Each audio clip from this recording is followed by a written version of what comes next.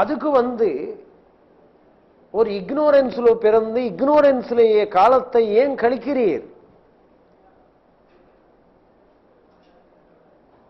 ஏதோ ஔவையார் சொன்னது போலே விரைவாக இறை பணியில் இறங்குங்கள், தாமதிக்காதீர்கள். பகவானிடம் பகவான் சேவைக்காக குருவை நாடி செல்லுங்கள். அந்த குரு கடாட்சத்தின் மூலமாக சகலம். என குரு கடாட்சம் பெற்றால் என்ன நீங்க பெற போறீங்க அப்படின்னு நீங்க கேட்கலாம். குரு கடாட்சத்தை நீங்க பெறும்போது, குரு கடாட்சம் என்றால் உங்களுக்கு தெரியும் அல்லவா, அனைத்து நீ அடைவாய். பொன்னும் பொருளும் ஞானம் சகலம் நீ அடைகிறாய். இந்த மனிதர்கள் பூவுலகத்தில் படைக்கப்பட்டார்கள். மண்ணாசை, பெண்ணாசை, பொன்னாசை. இந்த 3 ஆசைகள் இந்த உலகத்தில் இருக்கிறதா? இந்த 3 ஆசைகள் மட்டும் இல்லை, ஏனையற்ற ஆசைகள் இருக்கின்றது. ஆசை என்றது life. It's a powerful desires. It's a life. இந்த ஆசைகள் மூலமாக தான் மேலும் மேலும் பிறவிகள் எடுக்க வேண்டியது வருது. இந்த ஆசைகளிலிருந்து, அளவான ஆசைகள், இந்த அளவற்ற ஆசைகளிலிருந்து அளவோடா நாம் சென்ற வேண்டும். அதுக்கு இறைவன் அனுகிரகம். இறைவன் அனுகிரகம் நேரடியாக கிடைக்காது. மாதா பிதா குரு தெய்வம். நிறைய பேர் சும்மா 2வது அதாவது 2nd ஸ்டாண்டர்ட் படிக்கும் போதே இது சொன்னாங்க சுவாமி, மாதா பிதா குரு தெய்வமணி. என்னமோ சொன்னாங்க, மாதா பிதா குரு தெய்வமணி. பயங்கரமான உட்பொருள் இருக்கிறது. மாதா பிதா குரு தெய்வம். தெய்வத்துக்கு ஒதுக்கப்பட்ட இடம் 4வது இடம். அதுக்கு முன்னே என்ன இருக்கிறது? குரு இருக்கிறது. அதுக்கு முன்னே என்ன இருக்கிறது? அதுக்கு முன்னே தந்தையார் இருக்கிறது, தாயார் இருக்கிறது. ஆக ஜன்மத்தை ஒருவள் தருகின்றாள், அவரை அரைவடிக்கிறதுக்கு தந்தையார் இருக்கின்றார், அவருக்கு ஞானத்தை புகட்ட ஒரு குரு இருக்கின்றார். இந்த 3 நீங்க அடைந்ததுக்கு பிறகு கேளாமலே இறைவனிடம் செல்கிறாய். அர்த்தம் காமம் மோக்ஷம். அர்த்தம் தர்மம், அர்த்தம் காமம் மோக்ஷம். சதுர்வித புருஷார்த்தம். சதுர்வித புருஷார்த்தங்கள் அடைய வேண்டும் என்றால் தர்மத்தை நோக்கி செல்ல வேண்டும், அர்த்தத்தை அடைய வேண்டும், காமத்தை அதாவது எண்ணங்கள் அளவோடு அனுபவிக்க வேண்டும், கோரிக்கைகள் கண்ட்ரோல்ல வைத்துக் கொள்ள வேண்டும், பேரின்பத்தை அடைய வேண்டும். ஒவ்வொரு ஜென்மக்கு கடவுள் குறிக்கின்ற examination, a public examination. So whether you can be able to write examination or you are failing. So once you got success, you will be getting higher levels of cosmos, higher levels of soul.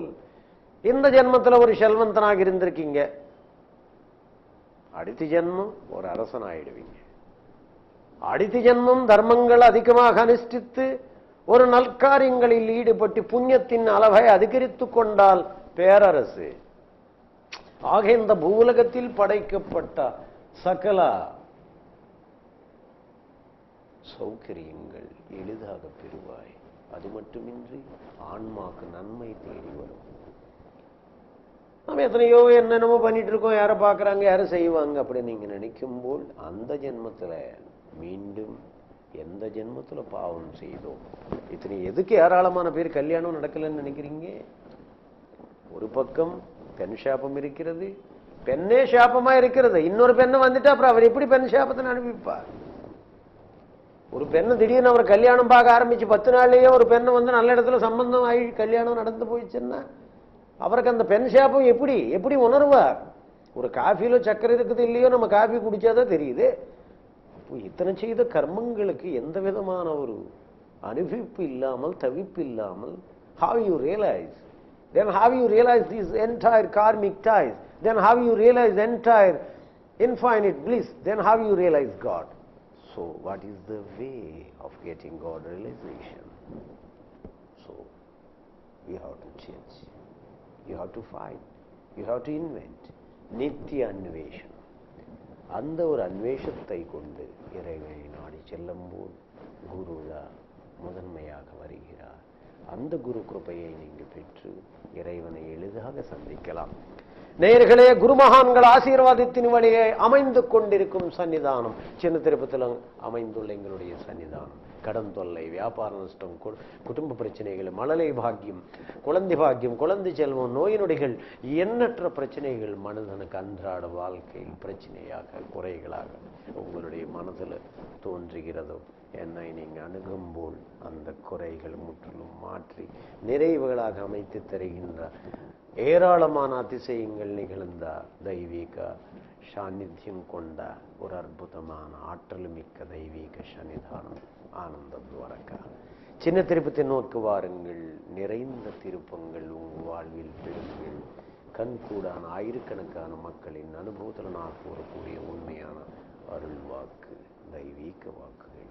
நேயர்களே, பிரம்மஸ்ரீ ஸ்வரூபமச்சிலம் லிங்கம் ஜெகத்வியாபகம் சத்வஜானம் அனந்தமக்ஷரமஜம் சாந்தர்ஹித்வியாபகம் ஸ்வச்சந்தம் சுகுணாஸ்ருதம் தமசோமா ஜோதிர்கமயா. ஜோதியை நோக்கி செல்லுங்கள். பரம்பொருள் ஜோதிஸ்வரூபமாக இருக்கிறார். ஜோதிர்லிங்கங்களாக ஸ்வயம்பூவாக தோன்றிருக்கிறார். ஐயப்பண்ட திவ்ய சரித்திரத்தில் நாம் பார்க்கும்போல் மகர ஜோதி ஆக காட்சி தந்தவர்கள். ஒரு திவ்ய ஞான ஜோதியை பெறுங்கள். சின்ன திருப்பதி வாருங்கள். திருப்பங்கள் நிறைந்த ஒரு அற்புதமான வாழ்க்கை பெறுங்கள். பிரம்மஸ்ரீ ஸ்வரூபமஜிலிங்கம் ஜெகத்வியாபகம் சத்வஜான அனந்தமக்ஷரமஜம் சாந்தர்ஹித்வியாபகம் ஸ்வச்சந்தம் சுகுணாஸ்ருதம் சதமலம் சர்வேஸ்வரம் சாஸ்வதம். சர்வே ஜனா சுகினோ பவன். லோக சமஸ்தா சுகினோ பவன். சுபமஸ்து.